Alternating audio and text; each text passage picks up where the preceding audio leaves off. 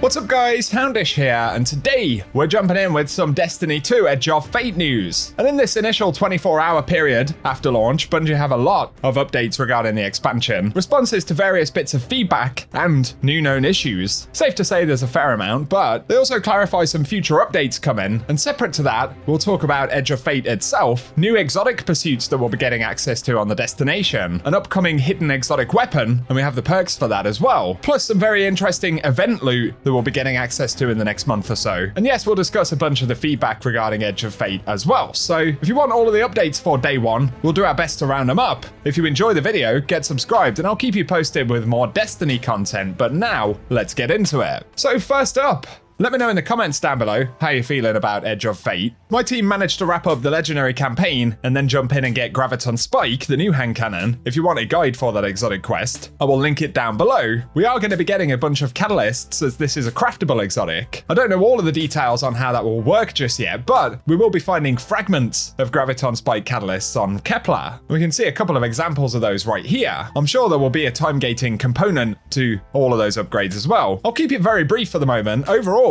I thought the story and the narrative part of Edge of Fate was actually very interesting. And I think on the most part, Bungie successfully got out of the box of what you expect from a Destiny expansion and story in general. And it was actually delivered fairly well. Kepler, of course, is a unique kind of destination mechanically. I know some folks have got a lot of feedback about how jarring some of the destination abilities are, or at least the amount that we have to actually use them. Funnily enough, I found the relocator cannon and the Metamorph component to actually be the most interesting bit. My overall feedback gameplay-wise for Kepler, at least in the campaign, is that it felt quite repetitive. There were sometimes big sections of missions that felt like we were doing the same things over and over again. But outside of that, as a campaign experience separate to all of the other system updates, I think Age of Fate has done a pretty good job. But, of course, there are plenty of other bits of feedback, so give me your thoughts down below. I'm gonna let it sink in for a couple of days, and I'll come back to you guys.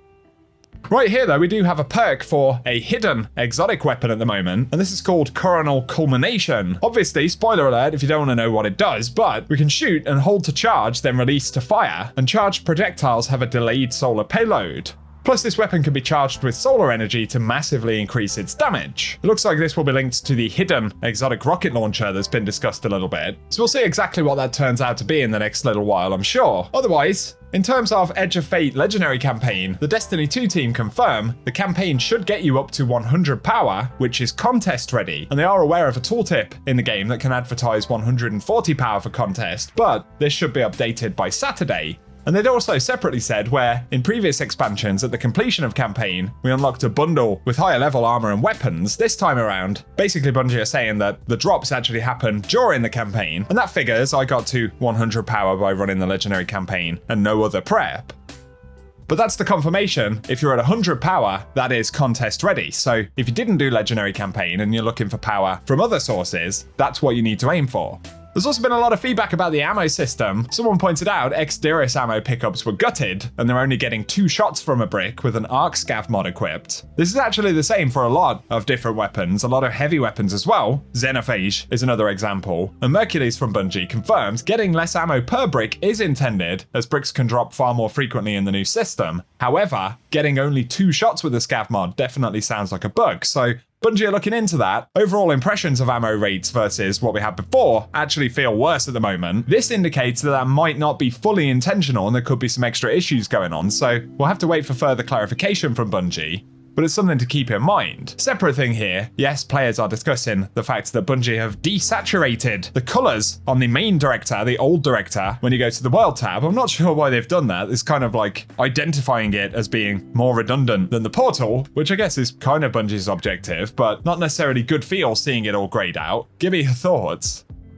But more in relation to Kepler, the Destiny 2 team have said if players are having issues attacking with Matterspark, they may need to map and or update their vehicle primary weapon fire button in their settings. I'm guessing certain configurations at the moment actually stop Matterspark from firing as it should, so if you think you're having any issues, it might be worth looking at those mappings. Separately, DMG said, after players discussed a nerf to destabilizing rounds, in that it no longer gives volatile rounds on any kill, DMG said destabilizing rounds trigger volatile rounds if you hit hit an additional target with a Void Burst. This has been in the perk description since it was introduced, and there was a bug where any kill was triggering volatile rounds, which was not intentional, so the behavior we've grown used to with that perk actually isn't how it was supposed to operate, according to DMG.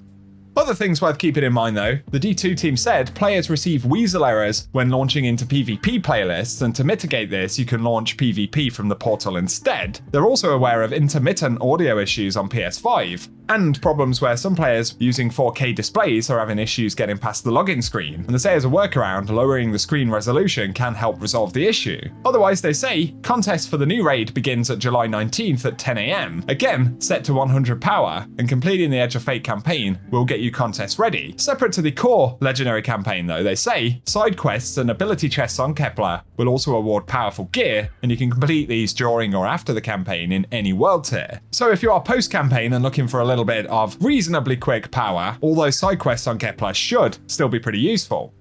Couple of separate things though, there is a new conditional finality trials ornament that'll be dropping via the Eververse store, so basically, players will have to go flawless in trials to unlock the ability to purchase it. First it will be sold for silver, and then later for bright dust. There's been a bit of drama about this one as well, with it being a gameplay and also monetization reward. Obviously this is a different approach, but Bungie have done similar things in the past, like exotic weapon ornaments that become available after you earn the weapon from a mission or from the raid or whatever. So it's kind of the same thing really, but it's just influenced by different pieces of content. Otherwise, when it comes to Kepler and the end game grind for Edge of Fate in general, that's something I'll be digging into a little bit more over the next day or so, and hopefully have some content to cover it. But a final mention here, there have been a few leaks for Solstice, mainly showing off some of the cosmetic components, but weapons are getting quite a few updates when it comes to Solstice. We can see some new ones here, like the grenade launcher in the middle of the screen, but there are additional skins as well that can be earned for Solstice weapons through certain pursuits, which include this sort of neon-coloured beach background with the palm trees on it. Reminds me of Vice City, or maybe even GTA 6, but there's that sort of summer theme to them.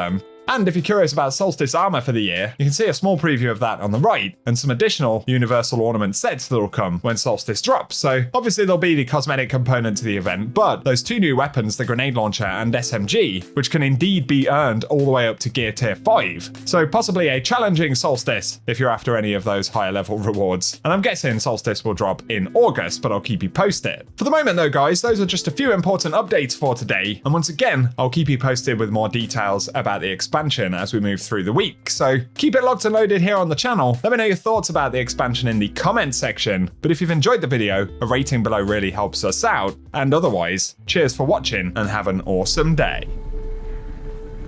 I am summoning you as a new age begins.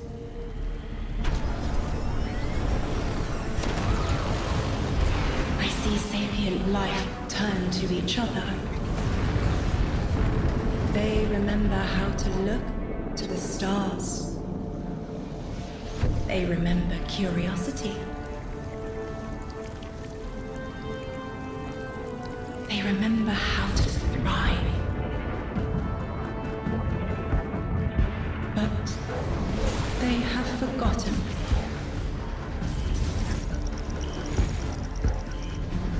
They forgot we were here long before the Traveler.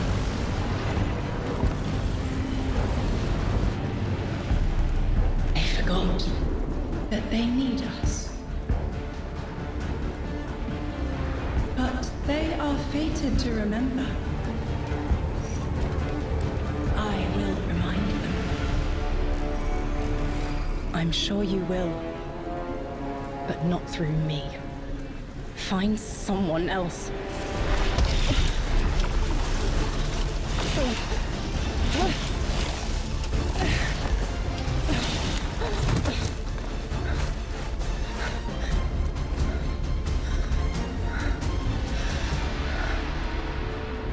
My will is my own.